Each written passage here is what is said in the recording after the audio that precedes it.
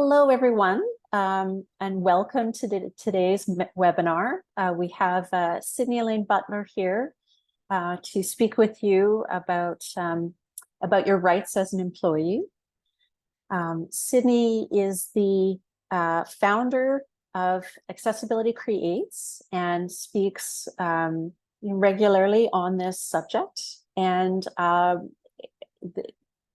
I will pass this on to Sydney. But welcome, everyone, from Manitoba League of Persons with Disabilities. I'm Cheryl Peters. I'm a white woman with blonde hair and glasses, wearing a flowered top. I'll pass this to Sydney now. Hi, everyone. Thank you so much for the introduction, Cheryl. I am Sydney Elaine Butler. Like Cheryl said, I am wearing black headphones, red glasses, and I'm a biracial person. I'm wearing a flower top as well that's black. Can I share my screen, please?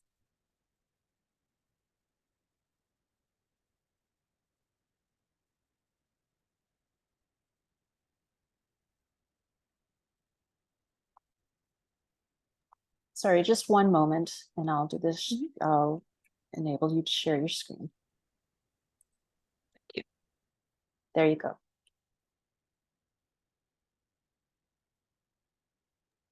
Wonderful. Let me just pull up the presentation.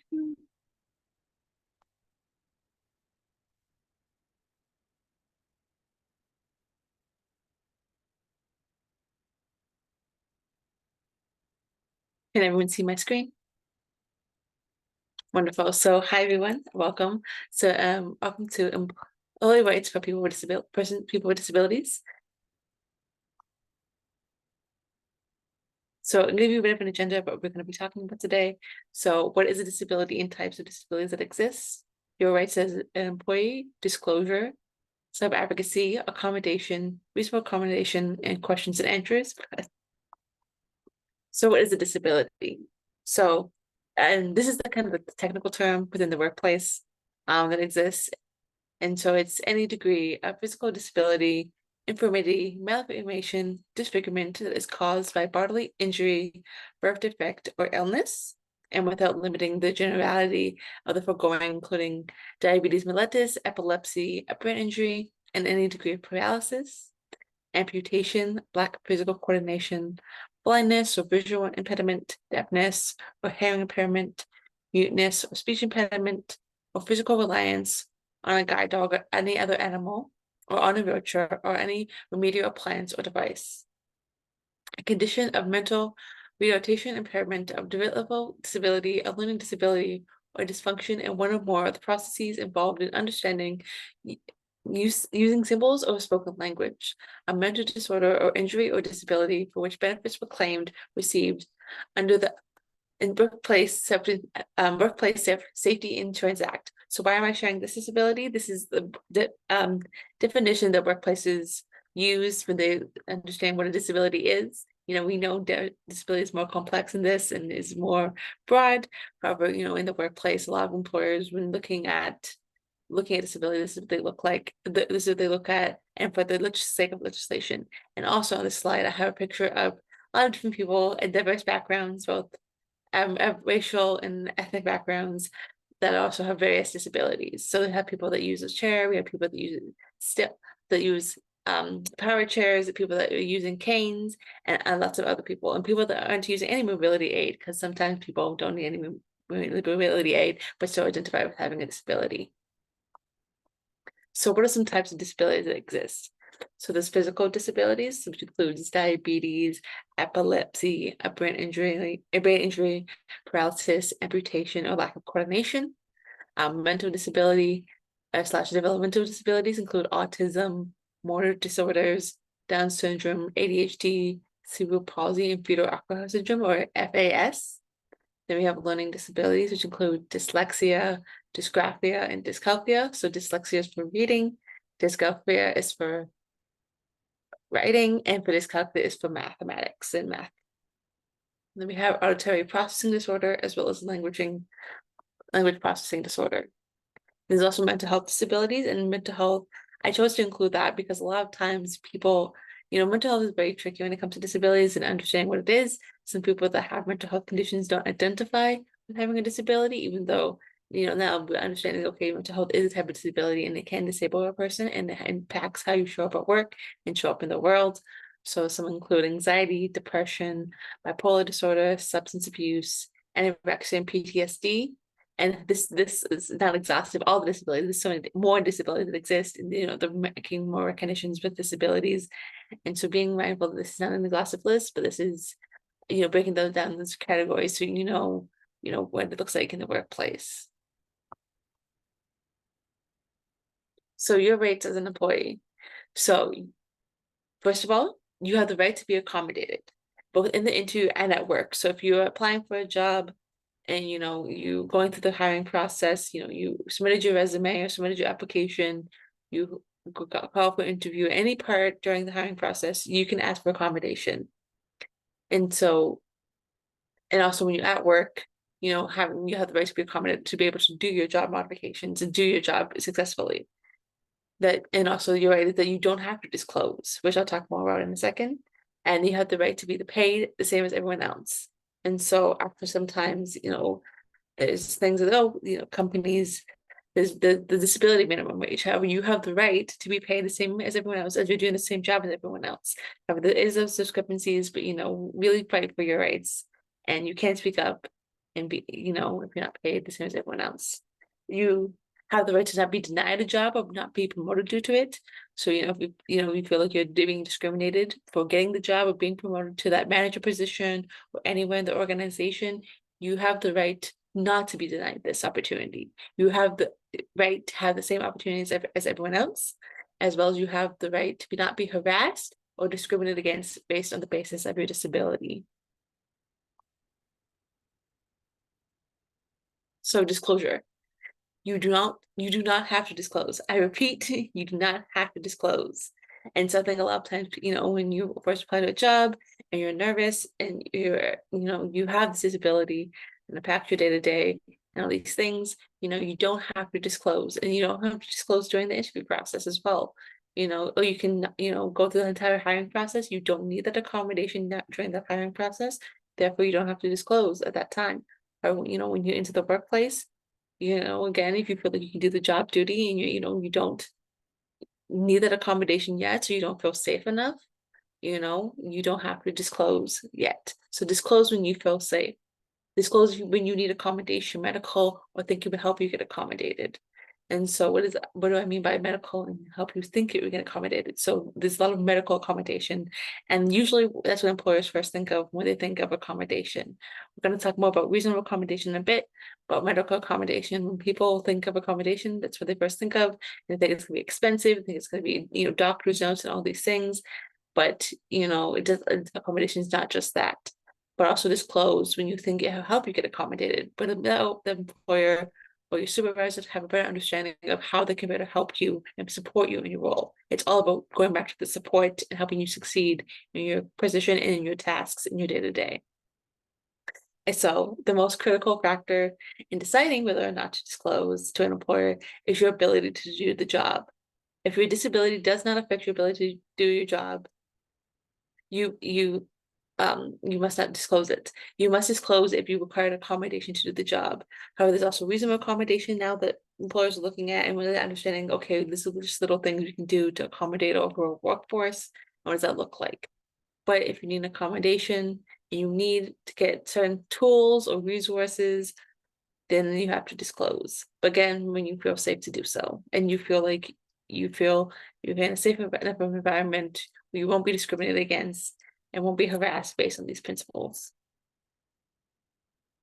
So, what is self-advocacy? This is speaking up when something is wrong. A lot of people think people like us think calling out ableism is going too far because no one ever call it out. And it's very prevalent in the workplaces. You can say it directly via email or other channels. So ableism is, discrimination in favor of able-bodied people. And so really looking at, a lot of companies are looking at sexism, they're looking at racism, but they're not really still looking at ableism. And so that's where your part comes in as the employee that has the disability, really understanding, okay, and you can feel in your gut. I always say, you can feel in your gut when someone says something, for an example, there's a lot of mental ableism. So going back to the mental health piece and really understanding that, for example, oh, don't act so bipolar, you're acting so bipolar, or it's like the blind leading the blind. Those are ableist terms. And so when you hear these terms, you feel in your stomach, or you feel it in your gut that something's wrong, or whatever you hear from someone, you just feel it's wrong. And so you can say it directly to your manager if you feel comfortable enough, or a lot of companies are now utilizing this thing called Slack, which is an online tool to message back and forth, to communicate ideas and communicate with different project teams, and so message them there via email. I've also been suggesting to companies to actually have an anonymous form for people to fill out if they feel like, to get that feedback overall, not just for calling out ableism, but calling all the different things they see to help create that more inclusive culture. And so, do it the way you feel safe, do it the way, you feel is going to make the most impact. And, sometimes people are worried that, they can lose their jobs by calling it out. But, do you really want to work at a place that, perpetuates that cycle of ableism? Or, I know it's hard, but then, really understand, okay, this, and have the tools to back it up. Okay, this is why it was ableist. You felt it was ableist, talk about it, and talk about why it was ableist. Or have a discussion with them and tell them how you were feeling. Self-advocacy. So also advocate for yourself when it feels like something impacts your ability to be successful in your job tasks and overall job. Because there's a lot of performance management reviews and performance. So that's basically every 6 months or once a year, the company or the manager works with you to say, hey, this is how your performance has been doing. But if you see something that you're struggling with in your job, and you see something that's impacting you, like you're not clear in the instructions your supervisor is giving you, or you're think, oh, this is too many deliverables, I can't, it's not manageable for me. Can we reduce it? Can we change the way I go about doing it? Whenever someone's hindering you to do your job to the fullest of your ability, bring it up to the HR or bring it up to your supervisor, and then I think a lot of people again scared about saying, hey, I need a little bit more support right now, but really understanding if it's impacting your job function, but if you get it clarified, be like, oh, I wasn't sure what that task was, or even if, for example, for someone with ADHD, if you, for example, you had a verbal instruction, hey, so and so, can you spend 5 extra minutes doing this, or can you do 10 minutes doing that? Oh, I need your help with this. But you might forget it because you need it down in writing. So really understanding, okay, how do I best take instructions, for example, and telling them, hey, you told me to do this, but I couldn't really process it because you said it and it came in one ear and out the other. So can you instead send it to me in an email? Can you send it to me in a message? Can you just write it down for me? And that really, because and then they give you in the written instruction, you can refer to it later. Okay, what does so and so want me to do? Okay, got it. I can do the X, Y, and Z, and then you can go about it. And so I think a lot of people are scared that it's going to impact their job, but however, people leaders are now liking more self-advocators more these days. Still, some don't. Obviously, there's a culture and the different personality traits, but people leaders as a whole are appreciating people that are willing to advocate for themselves and be like, okay, I can't do my job well. I can't do this one part. I need more assistance. I appreciate it. And so really understanding that that's a plus and a benefit both you in the long run as well as the organization. So I like this image. It's self-advocacy is the ability to articulate one's needs and make informed decisions about the support necessary to meet those needs. And that's all self-advocacy is. It is hard. I remember growing up, I would advocate for people like me, but I wouldn't directly advocate for myself. And I was getting tired of not understanding why my needs weren't getting met while I was, doing all this work.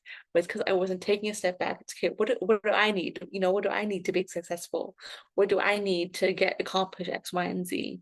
And once you start articulating, those supports you need or those resources you need to be successful, then things start to change.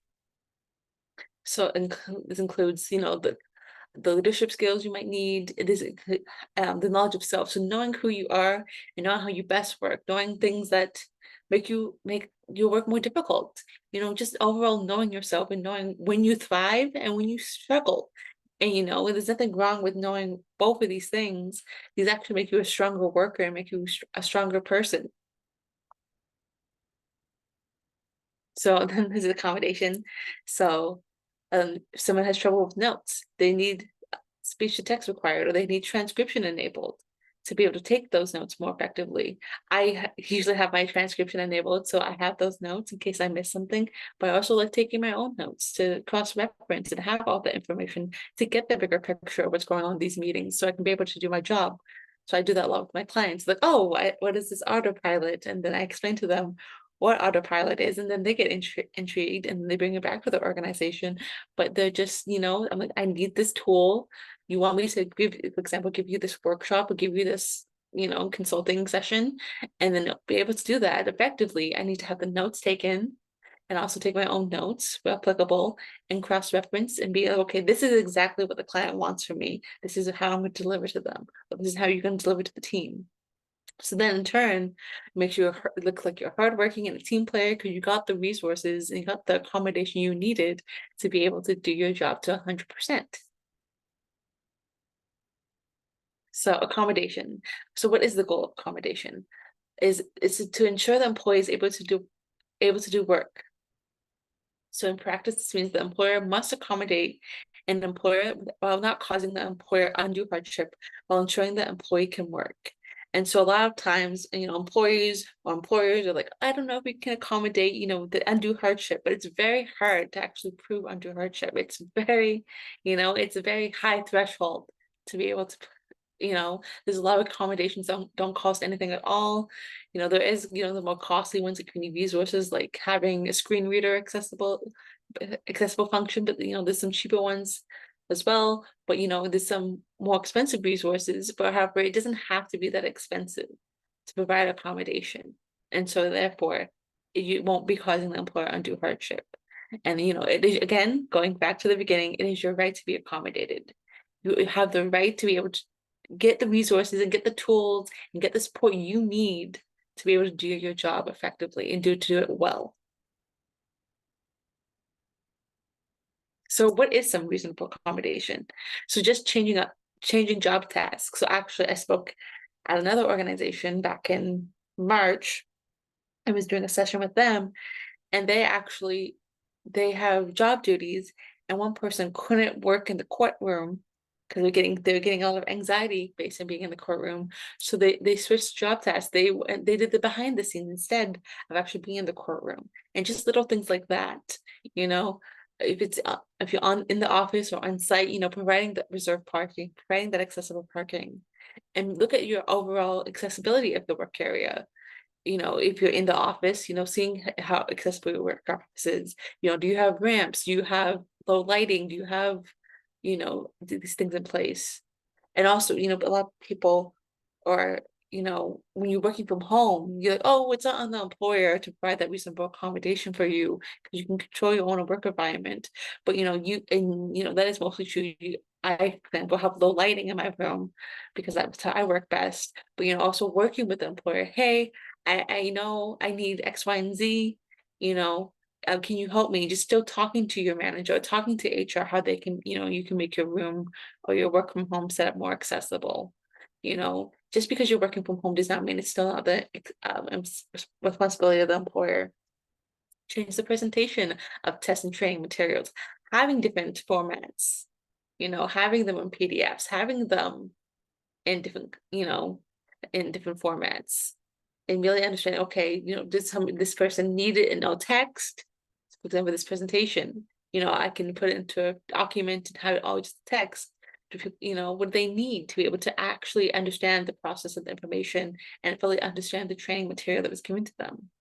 Provide or adjust a product, equipment, or software. So this can be more on the pricey end, but really looking at understanding, okay, what do they need an accessible product to be able to, they need, a thing on the computer? Do they need to have the narration set up as their, like Microsoft has a narration thing where it actually reads all the text to you? Do they need that set up? How can you set that for them? What does that look like? Allowing a flexible work schedule, having them, for example, when you have medical appointments, so you have doctor's appointments, understanding, okay, this person needs an hour off on Wednesday. Okay, can they make it up another way? How do the hours look? Can we, fix up their hours? They can, how can we be flexible to accommodate the life outside of work? Are they going to take it on their lunch break? Are they going to take it lunch break and then have, go to their meeting? What does that look like? Okay, they can work again in the evening to make that up, or what is it, and just being flexible and, understand that you can have a flexible work schedule and working alongside your employer.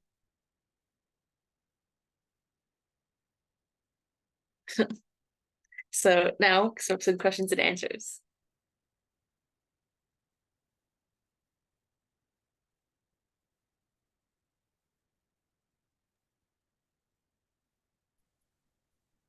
I think at this point, we will stop the recording. I'll leave that for I'll leave that for a moment, but maybe we can come back in and direct people towards some resources for their questions and answers. Mhm. Does that Well, make sense? yeah, that makes sense. Okay. Okay. I'll chop this bit out and we can start again right now.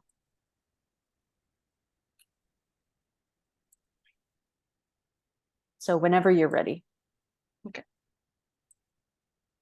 Okay. I think I can stop sharing. Okay, that sounds good. So if you did you have any resources you wanted to share, or things that you wanted to sort of leave them with, or any of that kind of thing?